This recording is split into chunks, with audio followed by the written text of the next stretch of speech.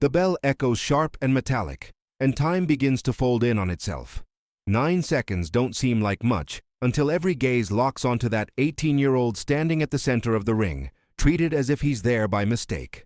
The air is heavy, the light unforgiving, and there is a silent expectation that he will learn his lesson quickly.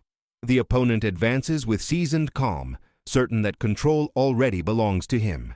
There is no rush, no fear, only the comfortable conviction of someone who believes he knows the outcome before the beginning. Tyson doesn't speak, doesn't provoke, doesn't explain. He simply adjusts his stance, lowers his chin, and breathes once. What no one realizes is that, in that instant, the confrontation has already ended inside him. All that remains is for the world to catch up to that truth. The gym is enclosed, compact, stripped of glamour. Harsh white light drops onto the ring, carving angular shadows across the worn canvas marked by years of impact and sweat. The air is thick, heavy with old leather from the gloves, traces of cigarette smoke, and accumulated human humidity. Every breath feels heavier inside that space. The bleachers creak under the weight of bodies settling in without urgency, men and women speaking softly, as if they already sense that something demands respect before it even happens. There is no music, no spectacle, only the dry sound of footsteps, the scrape of the ropes, and the distant echo of trainers murmuring technical instructions. Everything about the space suggests tradition, repetition, hierarchy. It is a place where nothing surprises. At least that's what everyone believes as they watch the illuminated ring. The historical weight presses just as heavily as the air. These are years when boxing still organizes itself through clear steps of authority, where age, record, and reputation carry more weight than intuition or silence.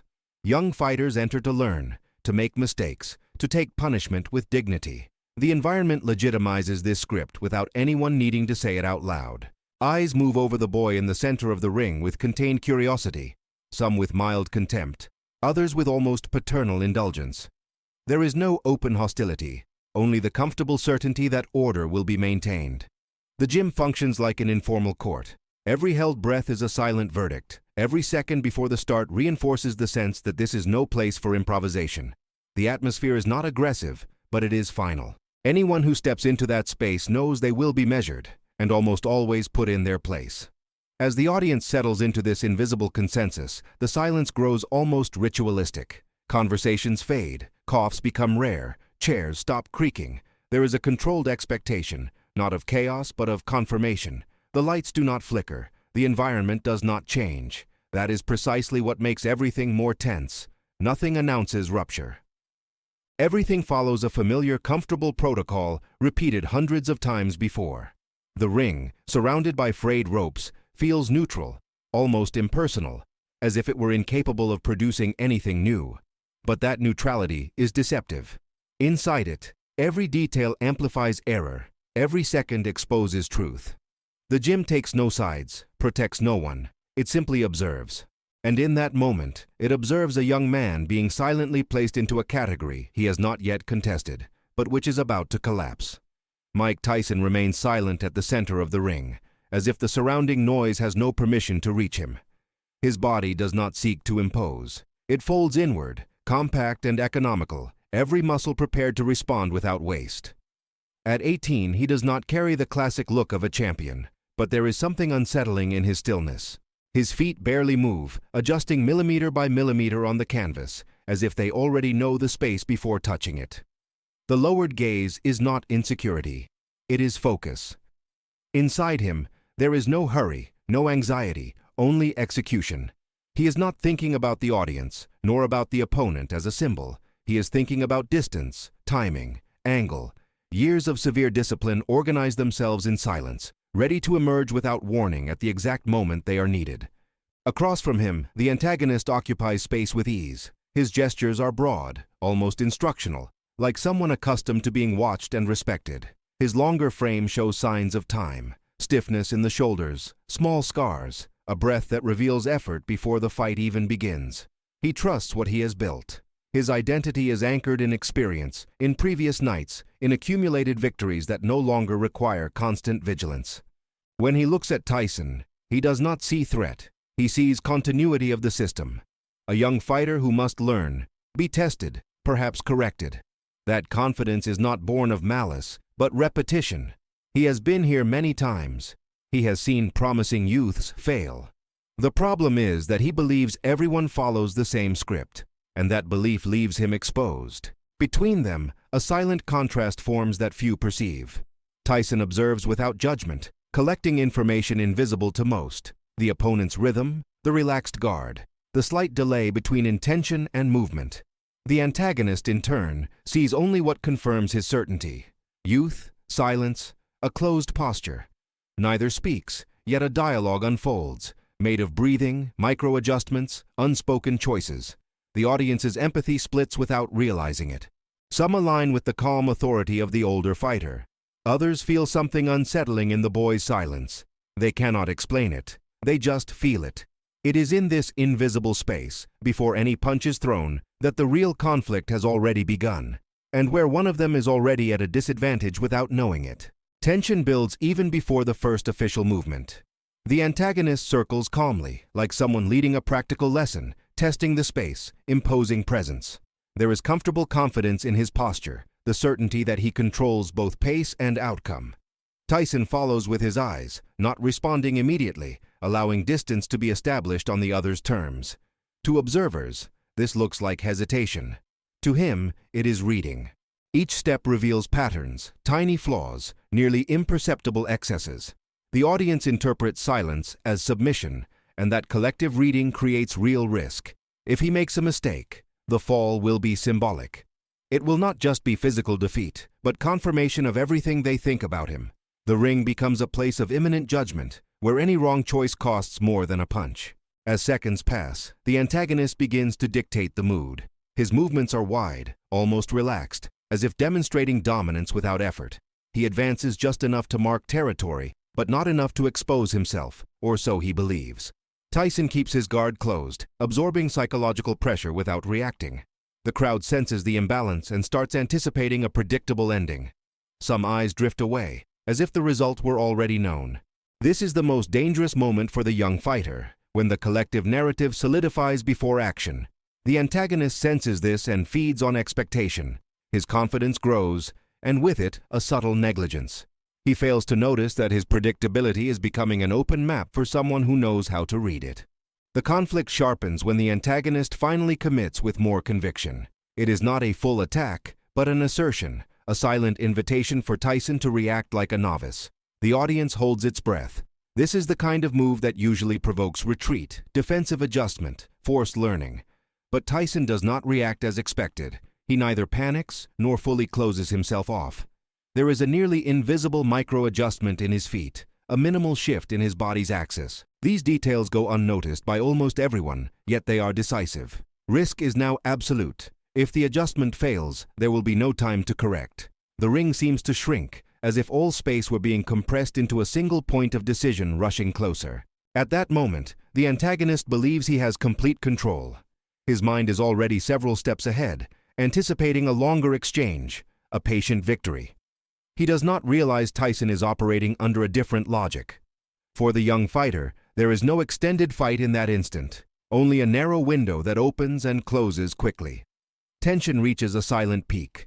The audience senses something is about to happen but cannot define it. There is diffuse discomfort, the feeling that natural order might be interrupted. The antagonist advances again, too confident to protect every opening. Tyson remains still for a fraction of a second longer than expected. And that fraction, seemingly insignificant, carries the weight of the entire transformation about to occur. The escalation continues almost imperceptibly, like an underground current gaining strength. The antagonist grows too comfortable, and that comfort translates into predictable rhythm. He believes he is guiding the fight into safe territory, where he can test, wear down, and eventually impose superiority. Tyson follows every movement with absolute attention, unhurried, like someone waiting for the precise moment rather than forcing it. To the audience, this calm looks like passivity. To him, it is preparation. The silence between blows is not emptiness, it is calculation. Each breath of the opponent, each lateral shift, each delayed guard adjustment becomes data. Tension rises because the spectator begins to sense something is wrong with the excessive calm of both fighters. Nothing explodes yet, but everything compresses. In a brief moment of apparent calm, the antagonist relaxes even more. His shoulders drop slightly, his guard opens for longer than it should. He believes he is in control, that he can afford the luxury. Tyson notices. He does not react immediately. This deliberate delay heightens suspense, as if testing his own patience. The audience leans forward without knowing why. There is a diffuse expectation in the air, a sense that the fight will not follow its usual path. The contrast between restrained action and imminent danger creates a heavy silence. Every second without explosion amplifies what is coming. The antagonist advances again, now with less caution, as someone who has already decided the outcome before living it. The escalation intensifies when the antagonist tries to impose authority with a more assertive gesture. Not a full attack, but a statement, a movement meant to remind the young fighter of his place. Tyson responds with a minimal, nearly invisible adjustment that repositions the entire scenario. The audience doesn't understand what changed, they only feel it. Distance collapses critically. Risk becomes absolute for both. If Tyson misses, punishment is immediate. If he lands, something larger will unfold. Tension reaches a point where silence becomes deafening. The antagonist breathes deeply, convinced he is about to teach a lesson. Tyson fixes his gaze, not on the face, but on the opponent's center of mass. Everything is ready, yet nothing has happened. At this final stage of escalation, time seems to slow. Every movement gains weight, every decision carries irreversible consequences. The antagonist does not realize his greatest weakness is not physical, but mental, the conviction that he has already won before the real confrontation. Tyson, on the other hand, acts as if he has already accepted any outcome, freeing him from fear. That difference in psychological state is the true chasm between them. The audience senses rupture approaching but cannot anticipate its form. The ring becomes a space of pure expectation, where 9 seconds approach like an invisible threshold. The next movement will not be just a punch. It will be a definitive statement no one there is prepared to hear. The first second begins before the antagonist realizes it. Tyson does not rush forward. He enters the space with a short, almost invisible shift, closing distance without announcing intent. His lead foot plants precisely on the canvas, creating the exact base for what follows. The antagonist is still in motion, too confident to react immediately. In the next second, Tyson reads the subtle imbalance in the body ahead. There is no hesitation. His torso rotates compactly, transferring force without waste. The punch is not wide or theatrical, but direct and functional, landing before the opponent's mind can process danger. The impact is not merely physical. It is the shock of expectation collapsing in real time, without warning, without permission. In the third and fourth seconds, the sequence completes with near-surgical precision. Tyson does not chase, does not exaggerate. He adjusts his foot position again, maintaining absolute balance as the antagonist tries to respond too late. Every movement is economical, as if executing something rehearsed hundreds of times in silence. The audience begins to understand this is not luck or impulse. It is control. The antagonist feels his body respond slower than required. Confusion precedes pain, a moment when the mind tries to deny what just happened. Tyson remains focused, eyes cold, breathing steady. He seeks no external confirmation. He simply follows the exact flow he was trained to execute when the opening appears. From the 5th to the 9th second, the outcome imposes itself inevitably. The antagonist loses his base, not through brute force, but total disorganization. His body gives way before defense can be reassembled. The ring seems to tilt, and ambient sound disappears. There are no shouts, no immediate reaction from the crowd, only silence. Tyson steps back at the precise moment, ending the sequence without excess. His lowered guard is not carelessness. It is absolute command. The opponent falls, not humiliated, but defeated by something he failed to understand in time. When the 9 seconds end, the ring is no longer the same, and no one there can pretend they didn't see it. The silence after the fall is heavier than any loud reaction. The antagonist remains on the canvas for a few moments, not only catching his breath, but reorganizing his perception of reality. Nothing unfolded as it should have. There was no prolonged exchange, no gradual wear, no time to adapt. Only an abrupt recognition of limit. Tyson no longer occupies the center of the ring. He steps back, posture neutral, gaze firm, as if the outcome required no celebration. That restraint unsettles the audience even more. They expected emotional explosion and receive containment. The antagonist rises slowly, feeling weight not only in the body, but in identity. For the first time, he realizes he was not defeated by unpredictability, but by absolute clarity. That realization changes everything.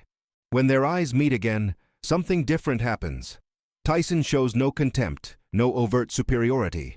His silence now carries a clear message. Control requires no spectacle. This absence of provocation forces the antagonist to confront his own fragility without emotional crutches. He understands he was not disrespected. He was read. Every mistake anticipated, every excess exploited without cruelty. The revelation comes not in words, but posture. Tyson does not need to speak to teach. The antagonist feels a mix of shame and lucidity, like someone realizing he has been operating on autopilot. The ring, once a stage of affirmation, becomes a mirror. And that reflection can no longer be ignored. The emotional recontextualization spreads through the space. The audience, once silently judging, now watches with uncomfortable attention. The simple narrative of youth versus experience no longer holds. The antagonist understands that the moment does not merely diminish him, it redefines him. He sees that his greatest failure was not technical, but perceptual.